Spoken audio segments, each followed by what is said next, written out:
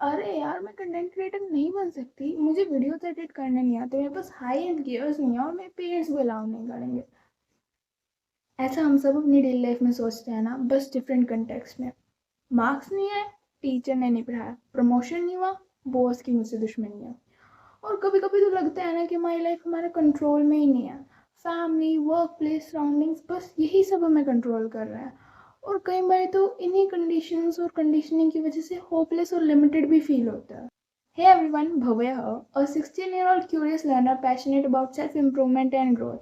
पिछले 2 साल में मैंने बहुत से स्किल सीखी हैं और साथ ही काफ़ी सेल्फ हेल्प बुक्स रीड की हैं, like how to develop the right attitude, the 7 habits of highly effective people and many more. यहाँ मैं वही रियल प्रैक्टिकल इंसाइट शेयर करती हूँ जिन्होंने मेरी लाइफ ट्रांसफॉर्म की है और तुम्हारी भी कर सकते हैं। इस चैनल पे मैं मेनली इस बुक में से इंसाइट शेयर करती हूँ एंड इसकी age old wisdom modern problems की भी इफेक्टिव सॉल्यूशंस प्रोवाइड करती है।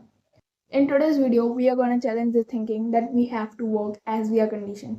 Basically, blame and criticism जैसे growth hindrance और hopelessness, इन जैसे challenges के solutions ढूंढेंगे। साथ में we will learn how to build an effective work-life balance और लास्ट में एक ऐसे challenge है जिससे we all struggle with. So don't forget to stay till the end.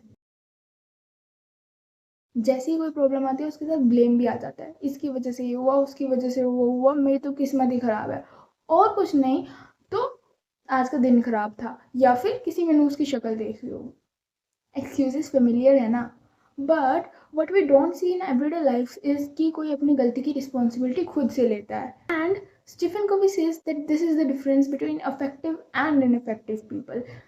वो टॉप 1% जैसा माइंडसेट चाहिए ना।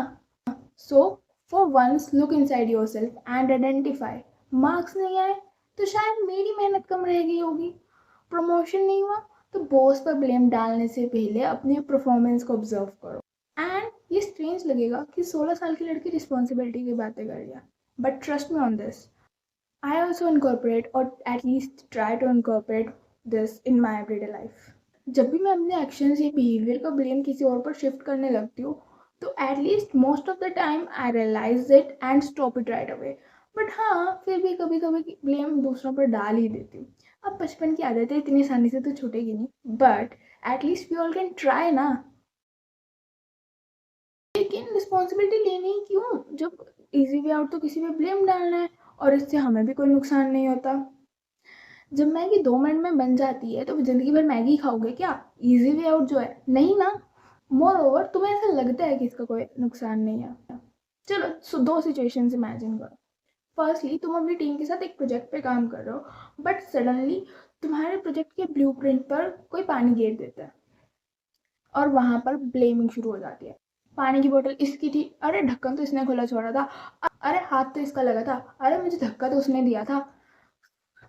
एंड सोल्यूशन वो तो नहीं मिला ना। सारे लोग बस किसी ना किसी पर ब्लेम शिफ्ट करते रहे। अब एग्जैक्ट सिचुएशन में मानो कोई रिस्पॉन्सिबल इंसान है जैसे कि तुम, तो तुम अपने एक्शंस की रिस्पॉन्सिबिलिटी लोगे। तुम बोलोगे कि जो भी हुआ इसमें मेरी भी गलती थी कहीं ना कहीं, I should have been more careful, जबकि तुम उस टाइम पर वहां पे थे भी नहीं। और एज अ रिजल्ट तुम और तुम्हारी टीम सॉल्यूशन पर फोकस करोगे रेदर देन ब्लेमिंग। और बेस्ट पार्ट पता है क्या इस हैबिट का? तुम्हारी कंटेजियस स्माइल की तरह ये भी एक कंटेजियस एक्शन है। यानी कि if you consciously take responsibility of your actions, with time तुम्हारे साथ रहने वालों के बिहेवियर में भी ये चेंज दिखाई देगा। यही सिचुएशन जिंदगी के किसी भी कंटेक्स्ट पर अप्लाई हो सकती है।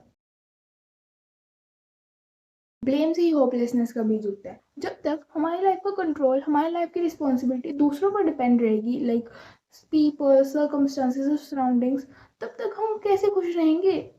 और अपनी लाइफ की रिस्पॉन्सिबिलिटी और अपनी लाइफ का कंट्रोल अपने हाथ में लेना ही इस होपलेसनेस का ओनली सोल्यूशन है।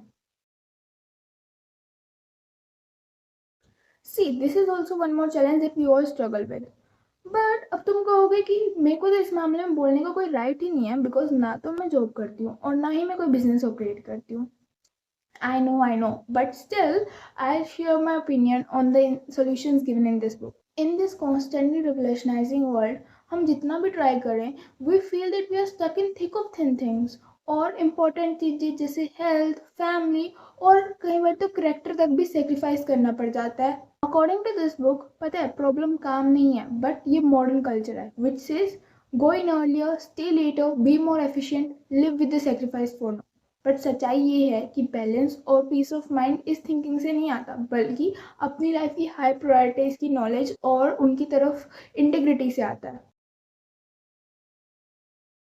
Last but not the least, this is our challenge that all of us struggle with. But still, only if you know the right way, the effective way. अरे यार, मेरे पेरेंट्स मुझे नहीं समझते, मेरे दोस्त मुझे नहीं समझते। हम सबको चाहिए कि लोग हमें समझें। बहुतों को तो ये भी लगता है कि इन्फ्लुएंस करने के लिए कम्युनिकेशन आनी चाहिए। One must know how to persuasively communicate and दूसरों को अपना पॉइंट समझाना आना चाहिए। ऑनेस्टली मुझे भी यही लगता था, but this book change my whole outlook upon life. वैसे ये बात सही भी है कि हमें कम्युनिकेशन और परsuasive स्पीकिंग आनी चाहिए, but only in the case of social media influencers, not in real life. Real life में अगर किसी से अपनी बात मनवानी है तो समझाने की जगह समझना पड़े। अगर लगे कि कोई तुम्हें नहीं समझ रहा, पहले उनका पॉइंट ऑफ व्यू समझने की कोशिश करो and see the magic happen.